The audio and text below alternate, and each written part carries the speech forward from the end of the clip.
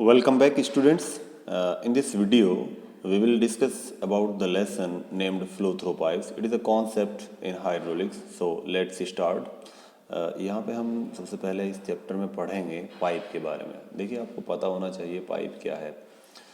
Pipe को हिंदी में नल कहते हैं। क्या कहते हैं? हिंदी में इसको क्या कहते हैं? नल। तो नल में लिख देता हूँ जी। तो पाइप है क्या एक्चुअल में? जो हम देखते हैं, जो ट्यूब्स होती हैं, टंकी में जो पाइप लगते हैं और ज़मीन के अंदर अंडरग्राउंड वाटर को ले कैरी करने के लिए जो पाइप्स लगते हैं, वो सब पाइप हैं। लेकिन पाइप कब कहते हैं टेक्निकली?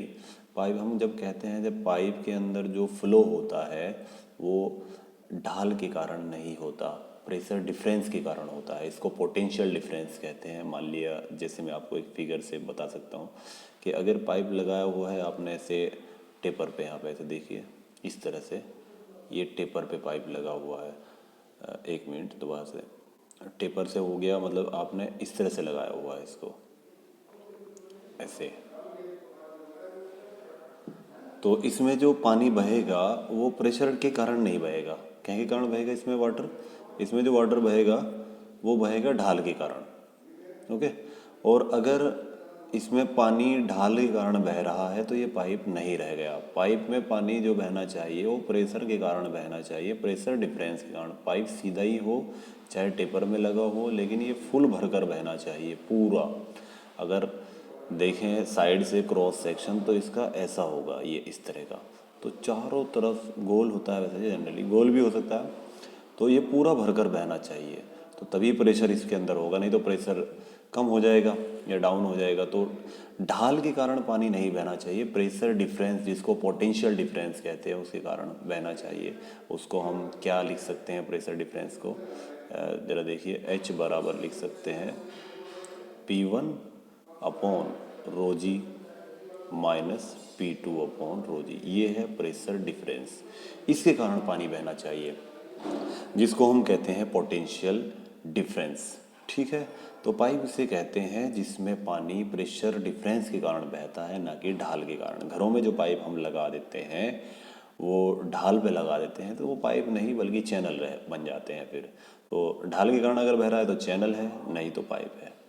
तो पाइप कितने तरह के हो सकते हैं? दो तरह के। हम इसको क्लासीफाई करेंगे पाइप को कि दो तरह के हो सकते हैं पाइप। अगर डायामीटर में पाइप के हम 500 से गुना करें, मान लिया ये पाइप है, ज़रा देखिए कोई, ये पाइप है और इसका जो डाया है डी, इसको कह सकते हैं डी।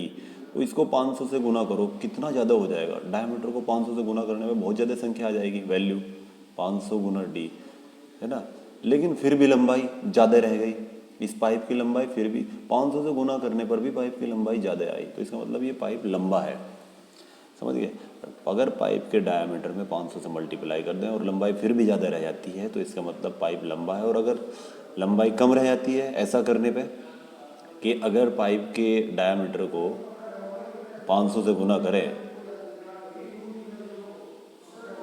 देखिए, अगर लंबाई को आप डायमीटर को 500 से गुना करें तो 500 डी करें ऐसे, और लंबाई रह जाती है अब की बार कम, ऐसे लंबाई हो गई कम ऐसे, तो वो पाइप हो गया छोटा। ठीक है। तो पाइप की लेंथ के आधार पे लॉन्ग पाइप और शॉर्ट पाइप दो तरह के हो सकते हैं, ये नीचे दिखाया गया है। तो दो तरह के पाइप होते हैं, ये है इसका क्लासिफिकेशन। हाँ।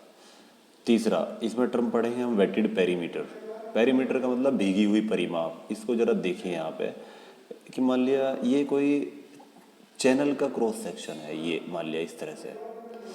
अब अगर इसमें पानी यहाँ तक भरा हुआ है, मान लिया ये भरा हुआ है पानी, तो ये कितनी भीग रही है, और इसकी ऊंचाई आपने कहा h, और ये लंबाई कितनी है b। तो ये चैनल कहाँ कहाँ से भीग रही है? एक तो ये दीवार भीग रही है, इसकी ये लेंथ भीग रही है, ज़रा देखिए दोबारा से। एक तो यहाँ तक लंबाई भीग रही है, ये भी भीग रही है, और ये भी भीग रही है। तो B भीग रही है एक तो, और H इधर और H इधर, B plus 2H, B plus 2H, इतनी भीग रही है। तो जितनी परिधि या परिमाप उसका भीग रहा है किसी सेक्शन का, उसे कहते हैं भीगा परिमाप या भीगी परिमाप। ओके। अब वो चैनल भी हो सकता है, पाइप भी हो सकता है। देखिए, मान लिया कोई पाइप ही है, ये पाइप है और इसमें पानी पूरा भर कर बह रहा है ऐसे, इस तरह से, तो इसकी पूरी लंबाई भीग रही है ना, ये पूरे पैरामीटर भीग रही है, यहाँ से लेकर के यहाँ तक ये भीग रही है। तो यही हो गई इसकी भीगी परिमाप। कितनी हो गई है? 2πr। कितनी हो गई इसकी भीगी परिमाप? कितनी होगी? 2πr, या इसको आप टेक्निकली लिख सकते हैं पाई, इंजीनियरिंग में पाई लिखते हैं परिधि को। तो भीगी परिमाप का मतलब है कि जितनी लेंथ, क्रॉस सेक्शन की जितनी लेंथ भीगती है पानी से या किसी फ्लूइड से, वो है भीगी परिमाप। नीचे इसकी डेफिनेशन भी लिखी हुई है, आप देख सकते हैं। ये पाइप के अनुप्रस्थ काट की वह लंबाई जो द्रव के कांटेक्ट में आती है भीगी परिमाप कहलाती है। पी से डिनोट करते हैं। अब कैसे निकाल सकते हैं? इन्होंने पाइप के लिए निकाल के भी दिखाया है। मैंने अभी बताया था कि अगर डायमीटर डी है तो परिधि कितनी हो जाएगी? ये अगर डायमीटर इसका डी है, ये आपको दिखा रखा है यहाँ पे कि ये इस तरह से ये डाया डी है, तो कितनी परिधि होगी? पाई डी। पाई डी यहाँ पे लिखा हुआ है। ये भीगी परिमाप का फॉर्मूला हो गया। ये पाइप के लिए है। अच्छा, दूसरा, और इसके अगर कोई चैनल हो, cross section, rectangular cross section है, उसके बारे में मैंने अभी बताया था। बी तो ये भीग जाएगी इसकी, बी तो ये हो गई, और एच ये हो गई। तो बी प्लस एच और H 2h, B plus 2h ये हो गई भीगी परिमाप है। 2 नंबर पे क्वेश्चन आ सकते हैं, बहुत इंपॉर्टेंट है। नेक्स्ट, हाइड्रोलिक मीन डेप्थ, इसके बारे में पढ़ते हैं। इसको एम से डिनोट करते हैं। तो एक्चुअल में इसको देखिए, ये होता है जो एरिया होता है हमारा, मतलब इसका पाइप का एरिया, और ये जो भीगी परिमाप आपने पढ़ी है, इन दोनों का रेशियो निकाल लो। एरिया लो इस पाइप का, ये जो पाइप दिया हुआ एरिया तो ऊपर रखो, और भीगी परिमाप को आप कभी कभी PW से भी डिनोट करते हैं। W से मतलब होता है वेटेड। वेटेड का मतलब भीगा हुआ, वेटेड, ये भीगा हुआ। तो इसको कहते हैं आप द्रवीय मध्यमान गहराई, M से डिनोट करते हैं। ओके, हाइड्रोलिक मीन डेप्थ है ना, द्रव्य मध्यमान गहराई। तो इसको जरा देखिए, M से डिनोट करेंगे और इसको निकालना भी सिखाएंगे हम आपको। तो वही है, किसी पाइप की लंबाई, अनुप्रस्थ काट के क्षेत्रफल A तथा भीगी परिमाप यानी P, और मैंने कहा PW भी कहते हैं कभी कभी। आप इसको कन्फ्यूज़न नहीं करिएगा, क्योंकि P से आप प्रेशर को भी डिनोट करते हैं और P से ही भीगी परिमाप को भी डिनोट कर रहे हैं। तो भीगी परिमाप को PW से डिनोट कर लीजिए। यहाँ पे क्या लिखेंगे? दोबारा से देखिए, इसके बराबर में आप लिख देंगे A/PW। ये सही है ज़्यादा। PW सफिक्स में है, यहाँ पे छोटा है, ठीक है। तो ये भीगी परिमाप हो जाएगी। A/एरिया ऊपर लिखिए और परिमाप नीचे लिख दीजिए, तो उसको आप हाइड्रोलिक मीन डेप्थ कहेंगे। डेफिनेशन ऐसे आप बोल सकते हैं कि hydraulic mean depth can be defined as the area of cross section of any pipe और channel etcetera to the wetted perimeter. Okay, next, अब इसको निकालें कैसे? किसी पाइप के लिए अगर हम निकालना चाहें तो देखिए, एरिया क्या होता है पाइप का? एरिया पाई आर स्क्वायर या पाई/4 इंटू डी स्क्वायर, ये रहा। और इसकी वेटेड पैरामीटर कितनी हो जाएगी? अगर ये पूरा भरकर बह रहा है तो वेटेड पैरामीटर कितनी हो जाएगी इसकी? ये कॉन्सेप्ट, तो वेटेड पैरामीटर हो जाएगी इसकी, ये पूरा, क्योंकि इसमें पानी पूरा भरा हुआ है ऐसे, तो वेटेड पैरामीटर हो गई इसकी पाई डी, पूरी परिधि, ये पूरी परिधि, ये भीग रही है पूरी की पूरी, तो पाई डी दोनों। तो एक एरिया तो हो गया पाई/4 इंटू डी स्क्वायर, और वेटेड पैरामीटर हो गई पाई डी। तो इन दोनों को रेशियो कर दो। M बराबर M निकालने के लिए हम दोनों ने इसका अनुपात निकाल दिया। ऊपर पाई/4 इंटू डी स्क्वायर रखा, नीचे पाई डी, और इसको आपने डिवाइड करने के बाद जो है वो आ गया D/4। ये देख सकते हैं, पाई/4 से पाई/4 कट, पाई से पाई कट गया, D/4 बच गया। ये फॉर्मूला कई जगह न्यूमेरिकल में यूज़ होगा, इस चीज़ का ध्यान रखें। यानी फिर से आप समझ लीजिए कि हम जो हाइड्रोलिक मीन डेप्थ है, हाइड्रोलिक मीन डेप्थ को it is denoted by M, and for pipe which is flowing having full water and full wetted parameter। Okay, तो उसके लिए कितना हो जाएगा? M बराबर हो जाएगा D/4। ठीक है, चलिए नेक्स्ट, ये हमने निकाला था पाइप के लिए। अभी हम आयताकार चैनल के लिए कोई निकालेंगे। चैनल, ये हम आयताकार सेक्शन को आप चैनल कह सकते हैं। ये यहाँ पे क्या है? ये चैनल भी लिख सकते हैं। चैनल का मतलब हो गया कोई नाला वगैरह या कोई नहर हो गई, आयताकार नहर भी होती है ना, तो उसके लिए निकालेंगे। अब एरिया देखिए इसका, इस चैनल का अगर हम एरिया निकालें, देखिए लंबाई गुना चौड़ाई या चौड़ाई गुना लंबाई, ऊंचाई, कुछ भी हो गया, B × H, ये तो एरिया हो गया ऊपर, और नीचे भीगी हुई परिमाप। तो कौन कौन सी भीगेगी इसमें, इसका देखिए ज़रा, एक तो ये भीगेगी H, और ये H इधर से भी भीगेगी, H और H 2H और प्लस B, तो B प्लस 2H ये नीचे आ गया। तो ऊपर है A, नीचे है P, वेटेड पैरामीटर, ठीक है, इन दोनों का रेशियो कर दिया आपने, तो ये M निकाल दिया रेक्टेंगुलर सेक्शन के लिए। ये भी क्वेश्चन इंपॉर्टेंट है। और अगर पाइप पूरी तरह से ना भरा हुआ हो, अभी तो अपने ऊपर पढ़ा कि पाइप जो है पूरी तरह से फिल है, ये रहा, हाँ ये पूरी तरह से फिल है। नेक्स्ट, अभी ये पाइप जो है पूरी तरह से फिल नहीं है, 1 मिनट। तो अभी हम पढ़ रहे हैं कि पाइप अगर पूरी तरह से फिल नहीं है, तो इसके लिए ये डायरेक्ट फॉर्मूला है। अगर पाइप पूरी तरह से फिल नहीं है, ये देखिए पार्शियली फिल कह सकते हैं इसको, पूरी तरह से नहीं भरा हुआ है, अंशतः भरे हुए पाइप के लिए अगर हम M का मान निकालें तो एरिया इसका निकालना पड़ेगा। अब हमें एरिया चाहिए कहाँ तक का इसमें, जहाँ मतलब हाँ एरिया अगर हम निकालें, किसका एरिया निकालना है हमें, पूरे का एरिया नहीं निकालना, पूरे पाइप का इसका नहीं, बल्कि कहाँ तक, यहाँ तक जहाँ तक पानी भरा हुआ है, यानी यहाँ तक ये एरिया निकालना है, इतने भाग का, इस भाग का केवल एरिया निकालना है। तो एरिया का डायरेक्ट फॉर्मूला होता है ये R²/2। ये आप आगे भी क्लास में डिज़ाइन में भी पढ़ेंगे, मेंसुरेशन है एक्चुअली ये, आप हाई स्कूल से प्रूफ भी कर सकते हैं, आप इसको आप खुद निकाल के देख लीजिए इसको कि कैसे आया ये R²/2 into theta minus sine theta. नट ज्योमेट्री लगाएंगे उससे निकल जाएगा यार, इजी है। तो आप यहाँ पे डायरेक्ट याद रखिए इसको कि एरिया का फॉर्मूला जो पार्शियली फिल है उसकी रेडियस हमें पता होनी चाहिए पाइप की, तो R²/2 इंटू थीटा कितना है, उसके केंद्र पर जो बना हुआ एंगल है वो कितना है, थीटा, है ना, और माइनस साइन थीटा, ये इसका फॉर्मूला है। और ये तो हो गया एरिया। अब हम इसकी भीगी हुई परिमाप निकालेंगे, कहाँ तक ये भीग रही है, ये यहाँ से लेकर के, और ये कितना भीगा हुआ है, यहाँ तक भीगा हुआ है, ये है। तो ये लंबाई हमें निकालनी, पूरी होती पाई डी तो पाई डी रख देते हम डायरेक्ट, ये अभी यहाँ पूरी नहीं है, इतना हिस्सा है इसका खाली है, ये ऊपर ऊपर का खाली है, तो ये पूरे में से है ना, पूरी परिधि में से ऊपर की परिधि घटा दो। ये आपको पता है कि चाप बराबर कोण गुणा त्रिज्या, ये चाप ही तो है यहाँ से यहाँ तक, ये जो निकालना है हमें, ये यहाँ तक निकालना है, तो चाप बराबर, चाप हो गया ये पूरा यहाँ तक ऐसे, और बराबर कोण गुणा त्रिज्या, ये फॉर्मूला लगा दिया, ये वेटेड पैरामीटर WPW का मान आ गया। तो A/P निकाल दो, A/P से M का मान आ जाएगा, और ये अंशतः भरे हुए पाइप के लिए है, बहुत इंपॉर्टेंट फॉर्मूला है, न्यूमेरिकल में काम आएगा M के लिए। ओके, तो ये फॉर्मूला हो गया है आपके, M बराबर R/2 थीटा, R से R कैंसिल आउट हो गया था यहाँ पे, R/2 theta into sine theta minus sine theta. Okay, next आगे चलते हैं इसमें।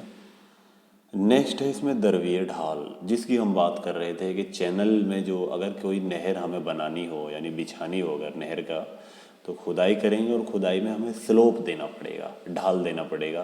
किस तरह से दिया जाता है ढाल, हमने पहले भी आपको क्लास में कई बार बताया है कि ढाल कैसे देते हैं। ढाल इस तरह से दिया जाता है, यहाँ पे देख लीजिए कि अगर मान लिया 1 किलोमीटर लंबी हमें नहर बनानी है या नाला ही बनाना है, तो 1 किलोमीटर आप हॉरिजॉन्टल चलिए, ये है 1 किलोमीटर, इसको कहा 1 किलोमीटर या 1000 मीटर भी कह सकते हैं।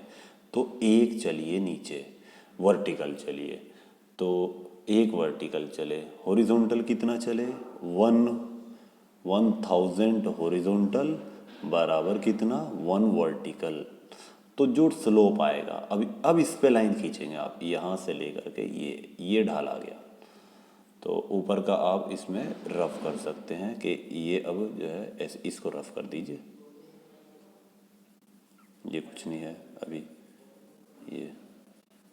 तो ये इस ढाल पे जो आप पिंक कलर में देख रहे हैं, इस ढाल पे नहर बिछाई जाएगी। तो स्लोप इसको बोलते हैं कि कितना स्लोप है ये रहा कि 1 वर्टिकल, जो वैल्यू कम होती है वो वर्टिकल ही होती है, हमेशा ध्यान रखना, न्यूमेरिकल में काम आएगा ये पॉइंट आपके लिए कि वैल्यू अगर ऐसे दे दिया उसने ढाल के 500 में 1, मैं लिख रहा हूँ, अगर ढाल कहीं दे दिया उसने, 1 मिनट,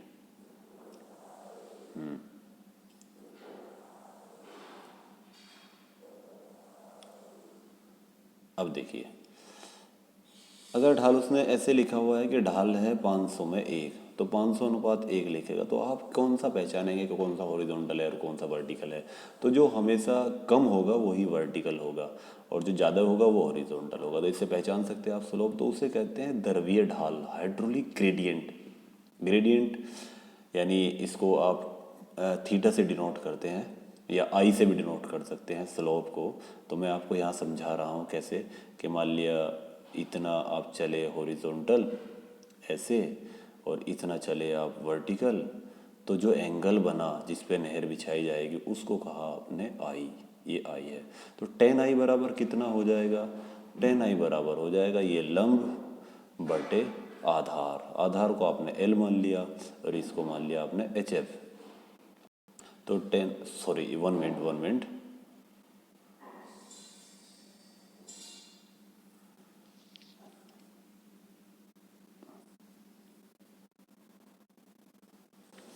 हाँ, तो चलते हैं यहाँ पे। ये तो आपने खींच दिया, ये हॉरिजॉन्टल है वैल्यू और ये वर्टिकल वैल्यू है स्लोप की, और ये एंगल बनेगा उसको आप आई कहेंगे, आई बरा, और ये आपने लंबाई मान ली एल, और ये हो गया एच एफ, है ना, एच एफ भी कह सकते हैं। पाइप में तो ये स्लोप, पाइप में लॉस ही माना जाता है इसको। यहाँ चैनल की तो बात हम नहीं कर रहे, तो पाइप में फिर हम कैसे दिखाएं? पाइप में ये चीज़ मैं आपको बता देता हूँ क्या है। पाइप में ये है इस तरह से, देखिए कैसे।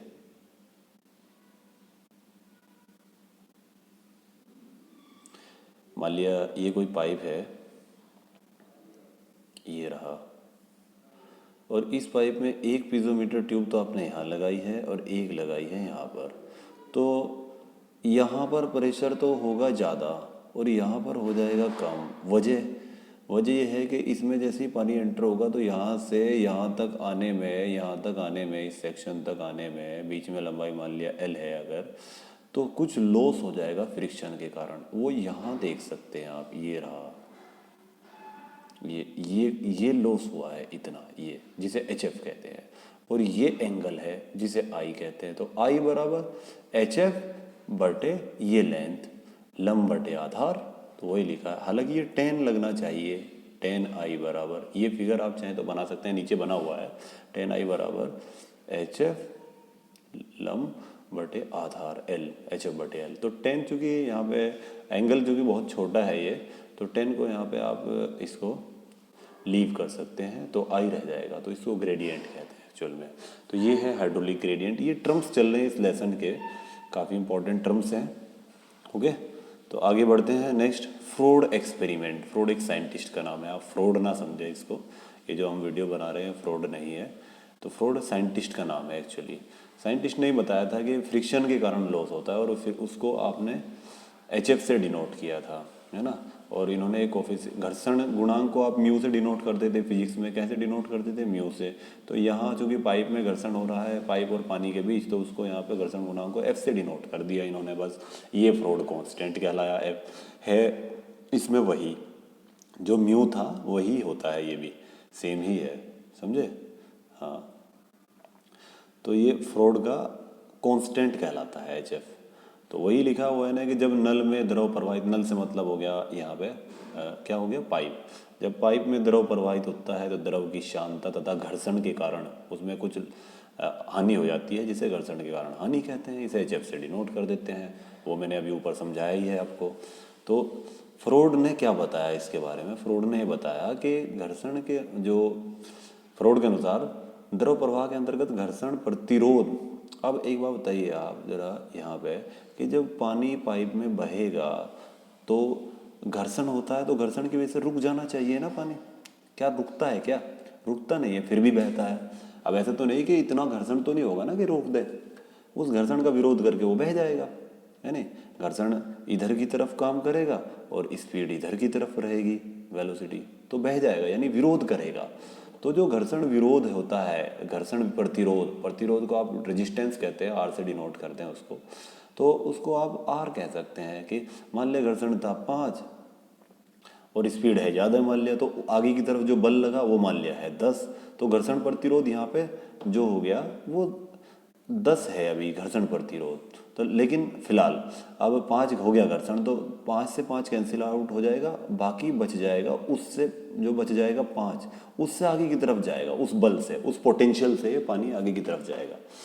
तो उस प्रतिरोध को आप आर कह रहे हैं कि जो घर्षण प्रतिरोध है ना आर, यही बताया इन्होंने। देखिए कि घर्षण प्रतिरोध जो होता है आर, वो द्रव की गतिज ऊर्जा के समानुपाती होता है। वही बात है कि भाई यहाँ देखिए एक पाइप है, पाइप में जितना भी प्रतिरोध हो रहा है, प्रतिरोध के कारण ही तो पानी बह रहा है आगे की तरफ, तो यानी उससे गति आ रही है, गति आ रही है तो उसके अंदर एनर्जी आ रही है। कौन सी एनर्जी आ रही है? गतिज ऊर्जा, तो उसी के समानुपाती होता है। तो R is directly proportional to the velocity and kinetic energy of flowing liquid according to the Froude. So R equals to, R directly proportional हो गया यहाँ पे 1/2 AV²। आप कहेंगे MV² होता है एनर्जी, तो एनर्जी क्या होता है? काइनेटिक एनर्जी 1/2 MV², है ना। ये मास की गतिज ऊर्जा होती है। हम यहाँ एरिया की गतिज ऊर्जा निकाल रहे हैं, तो AV² भी लिख सकते हैं m बराबर, ठीक है। हाँ, कैसे? और फिर देख लीजिए यहाँ पे m का फॉर्मूला आपने पढ़ा है, एक m बराबर होता है, उसमें आपने पहले चैप्टर में पढ़ा कि m equals to, sorry rho equals to, rho का फॉर्मूला है वो, रो इक्वल्स टू होता है m/v वॉल्यूम, है ना। तो यहाँ से अगर m निकालेंगे तो रो क्या होता है? रो घनत्व है, घनत्व की और v की मल्टीप्लाई करेंगे हम यहाँ पे। देखिए ज़रा, v हो गया, यहाँ फिर से बता रहे हैं, रो बराबर होता है रो इक्वल्स टू m/वॉल्यूम, और m अगर हमने निकाला तो ये हो गया रो इंटू वॉल्यूम। और यहाँ पर आप ज़रा देखिए, रो को आप लिख सकते हैं क्यू रो, है ना। रो को तो आप रो ही लिखेंगे, वी को लिख सकते हैं आप क्यू लिख सकते हैं। एम की बात कर रहे हैं हम यहाँ पे, एम की। अच्छा जी, क्यू होता है एवी। क्यू क्या होता है? Area into velocity. तो रो क्योंकि जो है वो ऑलरेडी कांस्टेंट है, पानी बह रहा है, तो पानी है अगर तो डेंसिटी तो कांस्टेंट रहेगी। तो m जो है वो किसके समानुपाती हो जाएगा? यहाँ देखिए, इधर देख लीजिए, हाँ, m बराबर किसके समानुपाती हो जाएगा? ये जो रो है उसको तो एज इट इज़ लिख देंगे आप, हाँ, रो, और क्यू को लिख सकते हैं सातत्य समीकरण से, कॉन्टिन्यूटी इक्वेशन से, एवी, एरिया इंटू वेलोसिटी, समझे। तो मास को आप एरिया के समानुपाती नहीं मान सकते क्या? रो तो ऑलरेडी कांस्टेंट है, और है ना, इन दोनों में से किसी के भी समानुपाती मान सकते हैं, या तो वेलोसिटी के और या क्या के एरिया के। एरिया भी अगर कांस्टेंट मान लें तो वेलोसिटी के समानुपाती हो जाएगा। तो यहाँ आप मास को एरिया के समानुपाती अगर लें तो हमने वही लिया है कि मास ये एरिया की काइनेटिक एनर्जी हो जाएगी। तो मास को यहाँ पे ये जो ए लिखा गया है वो मास के समानुपाती है एरिया यहाँ पे, तो इसलिए लिख दिया क्योंकि फॉर्म यहाँ पे चिन्ह इक्वल का नहीं है ना, तो समानुपाती में समानुपाती के लिए ले सकते हैं। बराबर अगर होता तो वैल्यू एग्जैक्ट रखनी पड़ती हमें यहाँ पे। तो m की जगह तो रख दिया हमने a, और हाँ, m की जगह तो a आ गया, और v², 1/2 MV² होता ही है। तो ये फ्रॉड ने बताया था एक्चुअली। तो अगर बराबर का निशान लगाएंगे तो यहाँ पे क्या हो जाएगा? हाँ, इन्होंने बराबर का निशान लगाया तो यहाँ पे एक कांस्टेंट लेना पड़ा, और ये जो कांस्टेंट है वही फ्रॉड कांस्टेंट है। कई बार ये क्वेश्चन भी आ सकता है, तो डिटेल में पढ़ना बहुत ज़रूरी है आपके लिए, whether the exam will be online और ऑफलाइन, डेस्क्रिप्टिव और मल्टीपल चॉइस टाइप। ओके, तो फॉर्मूला पूछ सकते हैं अगर ये क्वेश्चन आपका पेपर आता है मतलब ऑनलाइन, तो फार्मूला पूछ सकता है कि फ्रॉड एक्सपेरिमेंट का फार्मूला क्या है। तो आप R इक्वल्स टू ये लिखेंगे कि R equals to F into 1/2 MV² या AV²। वही मैंने बताया कि मास की जगह A भी लिखा जा सकता है। ओके, नेक्स्ट आगे चलते हैं। चलिए, ये था फ्रॉड कांस्टेंट। यूनिट वॉल्यूम के लिए अगर हम लिखें कि अगर इसी फॉर्मूले को, ये जो यहाँ दिया हुआ है, अगर हम मास को, एनर्जी को ऐसे के ऐसे ही लिख दें तो m का मान आप ऐसे भी लिख सकते हैं। m बराबर होता है, अभी मैंने बताया, रो इंटू वॉल्यूम, ऐसे उसी फॉर्मूले से। तो अगर वॉल्यूम को 1 मान लें तो रो ही आ जाएगा, रो आ जाएगा किसकी जगह? m की जगह। तो m की जगह आपने रो लिख दिया यहाँ पे, ये देख सकते हैं आप इसको फिगर में। तो ये जो m था उसकी जगह हमने क्या लिख दिया? रो लिख दिया यहाँ पे। तो ये फॉर्मूला सबसे ज़्यादा इस्तेमाल होता है। तो अगर इसमें फॉर्मूला आएगा क्वेश्चन में कोई, तो ये वाला आएगा, ये R इक्वल्स टू आर है, ये रेजिस्टेंस अगेंस्ट फ्रिक्शन, F है Froude constant, rho is the density of the flowing liquid, V is the velocity by which the liquid is flowing. Okay, next, तो ये था आपका Froude experiment, Darcy Weisbach equation. It is most important question of the book, है ना। Derivation, sorry, derivation जो है सबसे important है, सबसे नहीं दूसरे नंबर का, इससे आगे भी एक डेरिवेशन बहुत इंपॉर्टेंट है, लेकिन ये भी बहुत ज़्यादा इंपॉर्टेंट है अगर डेस्क्रिप्टिव पेपर होता है तो ये डेरिवेशन पे ही हम ये वीडियो फिनिश करेंगे क्योंकि लेंदी हो जाएगा नहीं तो देख लीजिए इसको। हमें इसमें ये निकालना है, वो फ्रिक्शन की बात कर रहे थे ना कि HF कितना होगा, हम बात कर रहे थे HF की, ऊपर हमने हाइड्रोलिक ग्रेडियंट आपको पढ़ाई थी, तो वही हम निकाल रहे हैं इसमें कि HF कितना होगा एक्चुअली। देखिए उसको,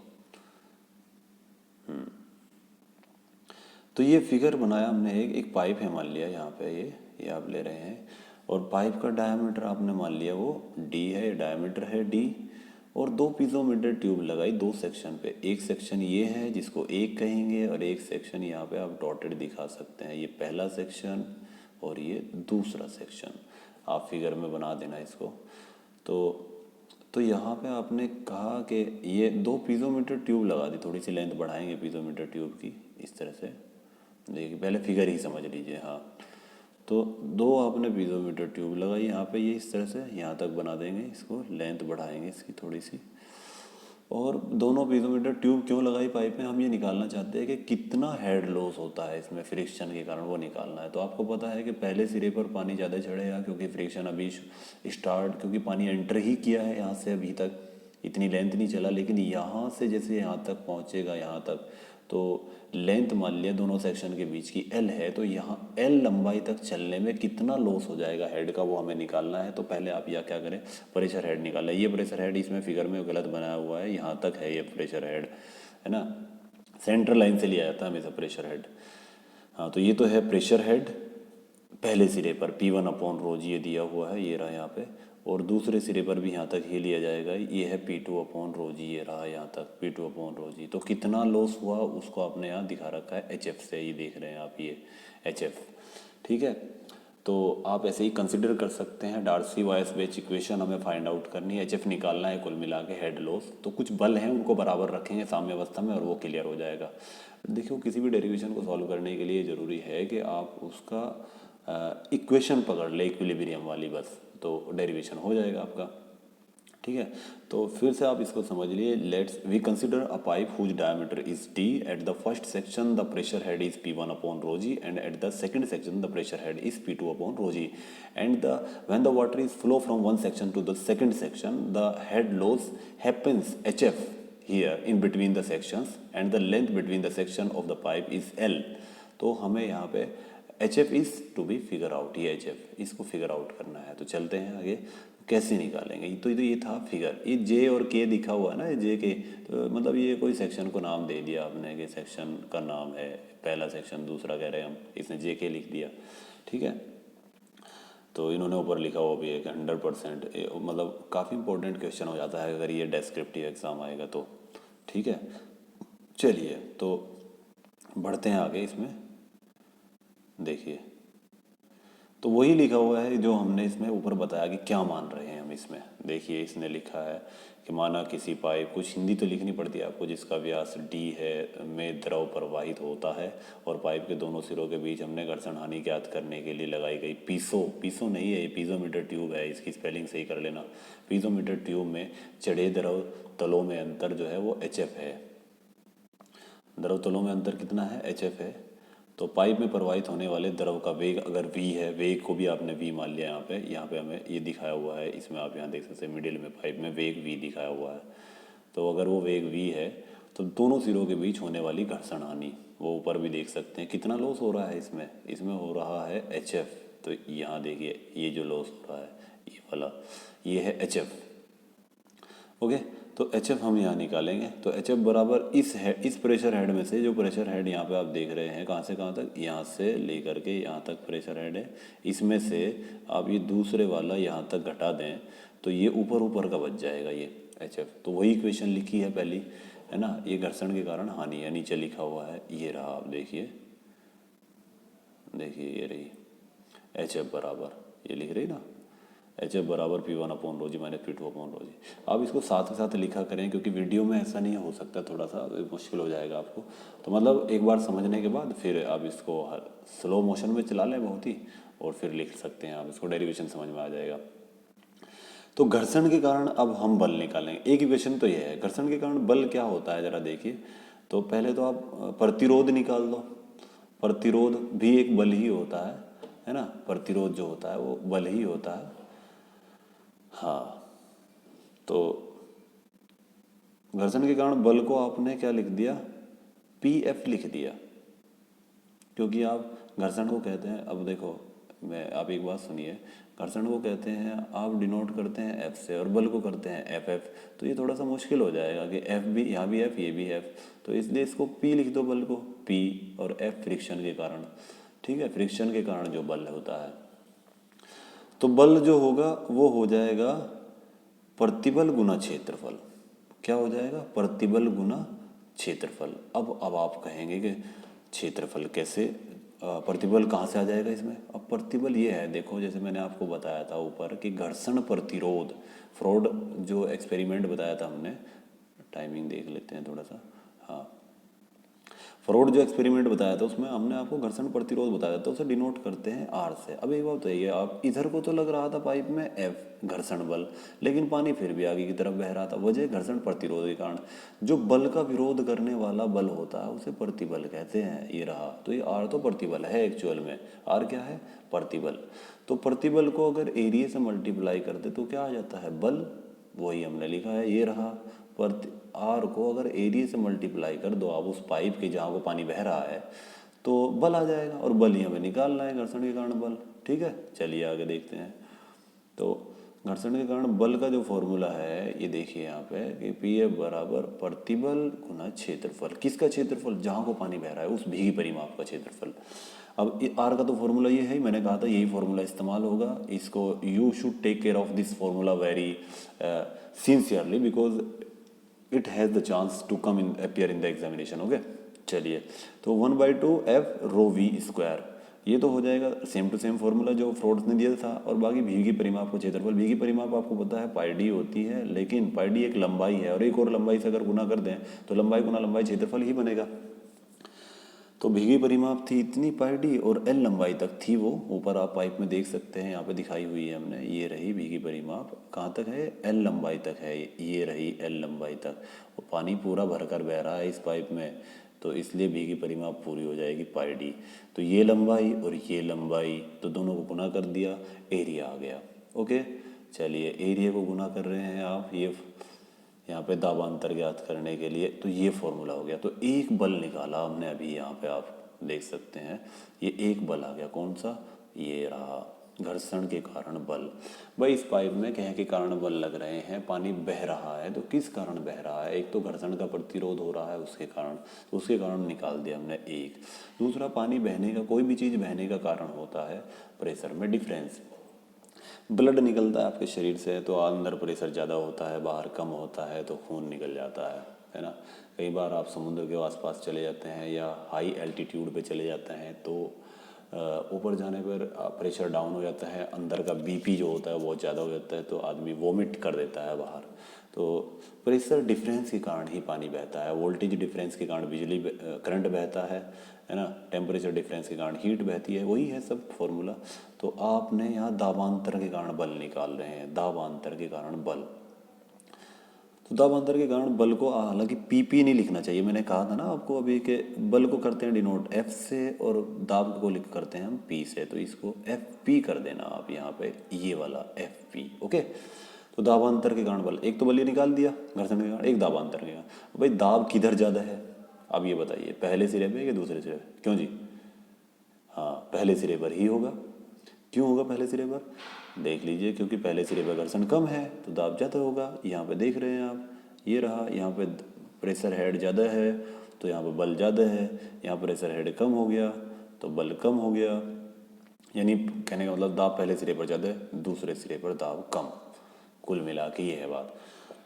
तो दाबों में अंतर आ गया, पहले वाले में से दूसरे वाला दाब घटा दो, लेकिन दाब नहीं, दाब का पहले बल बनाओ। दाब को बल बनाने के लिए आप एरिया से मल्टीप्लाई करेंगे, P इंटू ए, प्रेशर इंटू एरिया, तो बल बना लिया आपने F। ओके, तो वही किया हमने नीचे कि बल बनाया तो पहले सिरे वाले दाब में से दूसरे सिरे वाला दाब बल घटा दिया। ओके, ये रहा, पहले वाले में से दूसरे वाला घटा दिया। एरिया सेम है, पाइप का एरिया तो एक ही है, चाहे यहाँ पे देख लो चाहे यहाँ पे देख लो, ठीक है।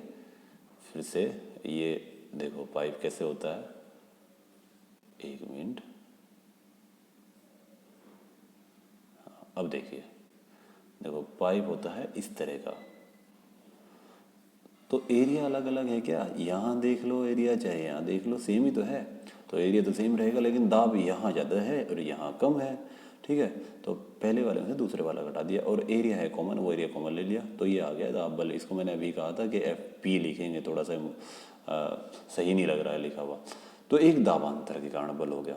दो बल आए, बहुत इंपॉर्टेंट है, मैं फिर से बता रहा हूँ, अगर डेस्क्रिप्टिव पेपर आपका होता है तो ये बहुत इंपॉर्टेंट है। डेस्क्रिप्टिव भी ना हो तो ये कंसेप्ट आपको समझने बहुत इंपॉर्टेंट है, कुछ भी आ सकता है बीच में। दाबांतर के कारण बल का फॉर्मूला पूछ लिया तो फिर आप क्या करोगे, तो यही लगाइए। कॉन्सेप्ट को आपको डिटेल में पढ़ना बहुत ज़रूरी है, बिकॉज अगर आपका ये छूट गया ना तो आगे आप डिटेल में पढ़ोगे जेई में तो कितना टाइम लगेगा आपको जेई में, तो यही कॉन्सेप्ट क्लियर कर लीजिए, अच्छा रहेगा आपके लिए, समझे। कॉन्सेप्ट के साथ पढ़िए, तो नहीं तो ये सब्जेक्ट बिना पढ़ा रह जाएगा, अधूरा रह जाएगा आपका। कभी भी ऑब्जेक्टिव पढ़ लेना, ऑब्जेक्टिव से कंसेप्ट समझ में नहीं आते, ऑब्जेक्टिव याद कर सकते हैं बस आप। इसलिए it is very important to know the subject, any subject thoroughly.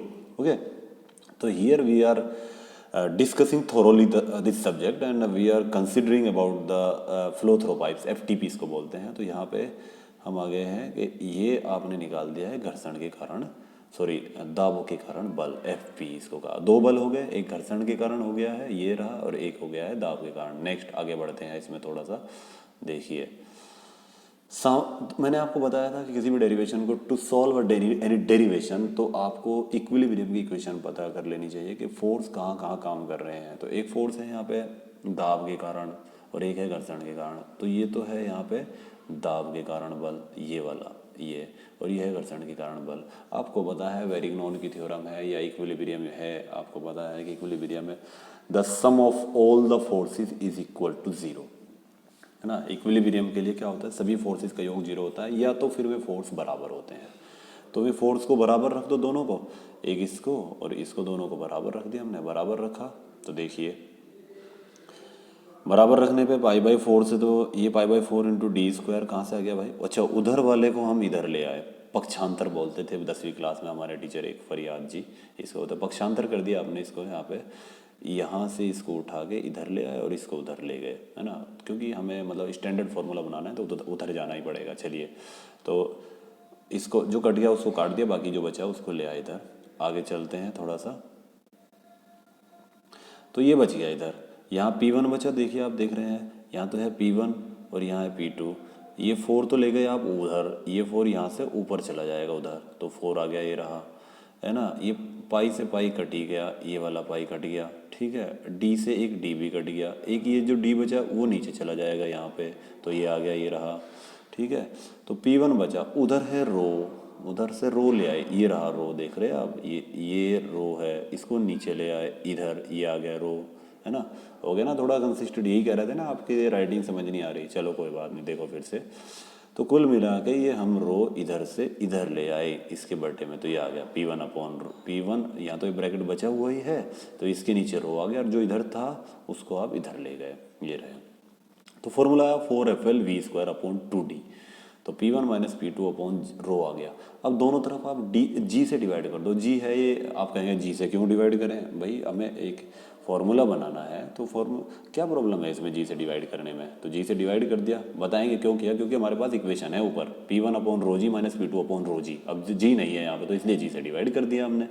तो G से डिवाइड कर दिया, तो दोनों तरफ ये देखिए, अब आया ना समझ में, हाँ। तो तो इधर भी रो जी हो गया, इधर भी। इसको आपने सेपरेट कर दिया, इस प्रोसेस का नाम है सेपरेट करना। ये देखो दोनों को, इसको यहाँ भी अलग कर दिया और यहाँ भी अलग कर दिया, सेपरेट कर दिया है, और उधर जो बचा वो है ही। तो इसको आपने पूरे को from equation first H F कहा था। एच एफ क्या कहा था? H F. तो इसकी जगह आपने एच एफ लिख दिया। दिखाएं कहाँ पे है ये आपको दोबारा से, ये देखिए एच एफ आपने कहा था, ये रहा, मिल गया इक्वेशन फर्स्ट में, ये रहा। तो इसी को लिखा है वहाँ पे। ओके, हाँ। तो एच एफ बराबर ये इक्वेशन आ गई है 4FLV² upon 2DG, where F जो है वो है फ्रोड कांस्टेंट। इसको फ्रिक्शन कोफिशिएंट भी कहते हैं, इसके कई नाम है। यहाँ आप घूम जाएंगे कैसे कि ये है क्या एक्चुअल में, ज़रा मैं आपको बता दूँ। 1 मिनट, नहीं तो वीडियो 40 का हो गया है, बस यहीं पे एंड करेंगे। इसके बारे में बाद में बताएंगे आपको डिटेल में थोड़ा सा, आप यहाँ तक कर लीजिए। Derivation is very important to the examination point of view. ज़्यादा लॉन्ग वीडियो भी नहीं बना सकते हम यहाँ पे, तो यही तक करना है। ये बस आप सिग्नेचर लिख देना कि यहाँ एफ क्या है। एफ आपको पता ही लग गया, फ्रोड कांस्टेंट मैं नाम बता रहा हूँ, इसका नाम यहाँ पे फ्रिक्शन कोफिशिएंट भी हो सकता है, फ्रिक्शन कोफिशिएंट, ठीक है। कई बार इसको फैक्टर कहते हैं, वो आगे बात बताएंगे। एल है लेंथ, दो सेक्शन के बीच, वी है वेलोसिटी, जी है gravitational acceleration, D the diameter of the pipe. आप कहेंगे 2 से 4 काट दो जी, नहीं, ये बेवकूफ़ी हो जाएगी, क्योंकि ये स्टैंडर्ड फॉर्मूला है 4FL/V²/2DG, यही आएगा, ठीक है। ये काटना नहीं है आपको, तो इंपॉर्टेंट है, कर लीजिए, यहाँ तक कर लीजिए आप। फ्लो थ्रो पाइप में बहुत इंपॉर्टेंट चैप्टर है आपके लिए। Okay, okay, bye.